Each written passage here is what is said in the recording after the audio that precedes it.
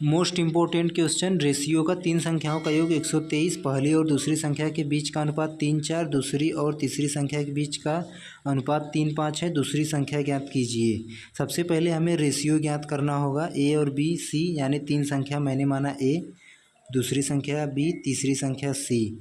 ए और बी का अनुपात 3:4, फिर उसके बाद दूसरी और तीसरी संख्या का अनुपात 3 और 5 है। तो 3 के सामने हम बॉक्स बनाएंगे, फिर 4 के सामने बॉक्स बनाएंगे। क्यों? क्योंकि तीनों संख्या का हमें अनुपात ज्ञात करना है। फिर उसके बाद ए और बी सी का रेशियो ज्ञात करेंगे। 3 के सामने हम 3 लिख देंगे, 4 के सामने 4 लिख देंगे।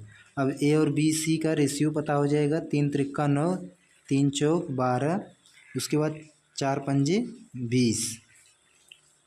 अब देखिए इन तीनों संख्याओं का योग कितना दिया है, 123।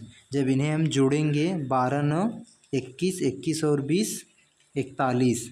41 का वैल्यू हमें कितना दिया है, 41 का वैल्यू हमें कितना दिया, हम यहाँ लिख देंगे, जगह कम पड़ रहा है। 41 का वैल्यू हमें दिया है 123, जो कि 41 का 3 गुना है। तो हमें दूसरी संख्या पूछा है बी का मान, तो 12 का हम 3 गुना कर देंगे। 12 का 3 गुना करेंगे तो 12 3 36। ऑप्शन नंबर ए सही होगा।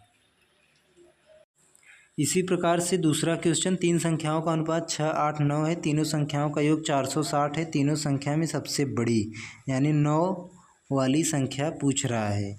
तो इनका योग कितना हो जाएगा, 8 6 14, 14 6 20 और 3 23। 23 का मान कितना दिया है, 460। अब ये 23 का कितना गुना है, 20 गुना है।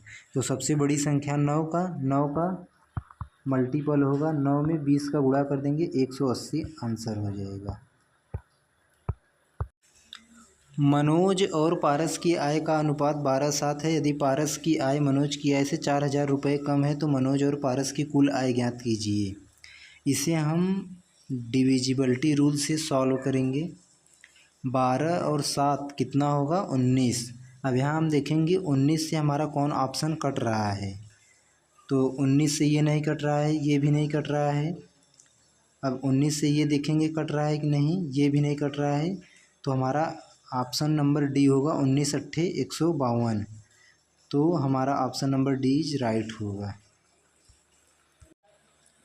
एक बैग में काली गेंद सफ़ेद गेंद का अनुपात 4:7 है। यदि उस बैग में 44 सफ़ेद गेंद है तो बैग में गेंदों की कुल संख्या ज्ञात कीजिए।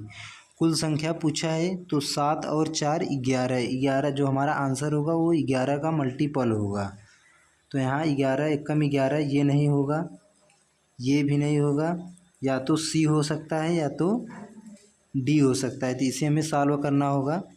तो हम इसे सॉल्व करेंगे। 7 आर मान लेंगे, उसके बाद 4 आर। यहाँ इनका योग 7 आर और काली गेंद और सफ़ेद गेंद का अनुपात हम मान लेंगे 7 आर, उसके बाद 4 आर। सफ़ेद गेंद का जो हमें मान दिया है 44 सफ़ेद गेंद है, तो यहाँ हो जाएगा 44। ये इसका कितना गुना है, 11 गुना। तो बैग में गेंदों की कुल संख्या पूछ रहा है, तो 7 4 11। 11 का हम 11 गुना कर देंगे, 121 हो जाएगा। ऑप्शन नंबर सी।